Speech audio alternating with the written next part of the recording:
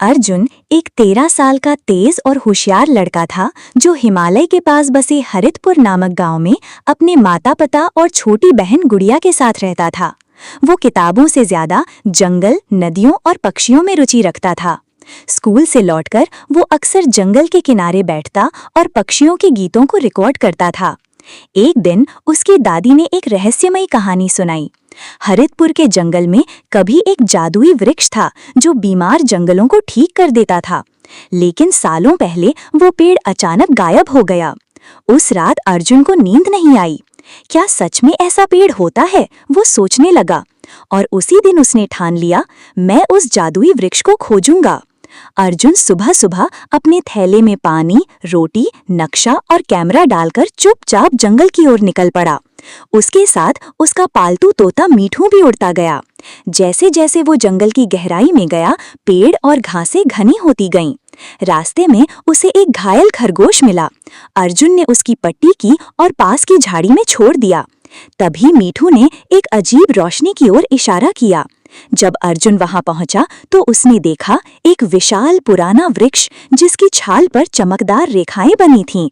पेड़ के नीचे एक पत्थर पर लिखा था, जो इस जंगल को समझेगा वही वृक्ष को जागृत कर सकेगा। अर्जुन को कुछ समझ नहीं आया, लेकिन तभी पेड़ की जड़ों से एक अजीब सी आवाज आई, क्या तुम जंगल के सच्चे रक्षक बनना चाहते हो? अर्जुन ने चौंकते हुए कहा, हाँ, लेकिन कैसे? आवाज बोली, तुम्हें 3 परीक्षाएं देनी होंगी, साहस, करुणा और समझदारी की। एक बड़ा काला भालू अर्जुन की ओर दौड़ा। अर्जुन घबराया नहीं, बल्कि शांति से अपनी रोटी का टुकड़ा निकालकर उसकी ओर फेंका। भालू रुका, सूंघा और चला गया। एक पेड़ के नीचे एक घायल मोर पड़ा था। अर्जुन ने उसका इलाज किया, पत्तों से पानी पिलाया और तब तक रुका जब तक वो चल नहीं सका।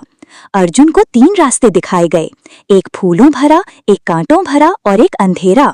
उसने सोचा, जादुई वृक्ष फूलों और सुंदरता से नहीं बल्कि सच्चाई से जुड़ा है। वो कांटों भरे रास्ते पर चला गया। जैसे ही अर्जुन ने कांटों का रास्ता पार किया, पेड़ ने रोशनी बिखेरनी शुरू की। उसकी शाखाएं हिलने लगी और एक मधुर संगीत जंगल में फैल गया। पेड़ बोला, अर्जुन, तुम सच्चे हरित योद्धा हो। अब मेरी शक्ति तुम्हारे पास है। तुम्हारा दिल साफ है और इरादा मजबूत। अर्जुन की आंखें भर आईं। उसने पेड़ से पूछा, अब क्या करना होगा?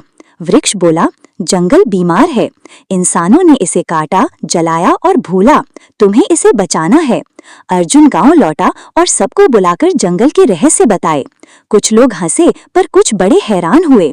एक बच्चा क्या कर लेगा, किसी ने ताना मारा, लेकिन अर्जुन रुका नहीं। वो स्कूल गया, टीचर से बात की, पोस्टर बनाए और गांव के बच्चों की एक टीम बनाई, हरित योद्धा दल। वे पेड़ लगाते, लोगों को समझाते और जंगल की सफाई करते। धीरे धीरे पूरे गांव में जागरूकता फैल गई। तभी एक दिन खबर आई, एक कंपनी उस जंगल में रोड बनाने आ रही है। वो पूरा हिस्सा काटना चाहती है। अर्जुन ने तुरंत योजना बनाई। उसने कंपनी को पत्र लिखा, वीडियो बनाए, सोशल मीडिया पर आवाज उठाई और एक बड़ा मार्च आयोजित किया, जिसमें गांव के बुजुर्गों, बच्चों और टीचर्स ने हिस्सा लिया। जब कंपनी के अधिकारी आए, अर्जुन ने उन्हें जादुई वृक्ष भी दिखाया। वो खुद भी दंग रह गए। अगर ये इलाका इतना विशेष है तो हम इसे संरक्षित क्षेत्र में बदलवाने में मदद करेंगे। सरकार ने उस जंगल को हरितपुर अभयारण्य घोषित कर दिया। अब वहां किसी भी तरह की कटाई, निर्माण या शिकार की अनुमति नहीं थी। अर्जुन और उसकी टीम अब आसपास के गांव में जाकर पर्यावरण की शिक्षा देते हैं। उसका सपना है कि हर बच्चे को जंगल से जोड़ें, ताकि अगली पीढ़ी प्रकृति की रक्षक बन सके। एक छोटा बच्चा भी बड़ा बदलाव ला सकता है। जंगल हमें जीवन देता है, उसे बचाना हमारी जिम्मेदारी है। सच्चा साहस सिर्फ लड़ने में नहीं, बचाने में होता है।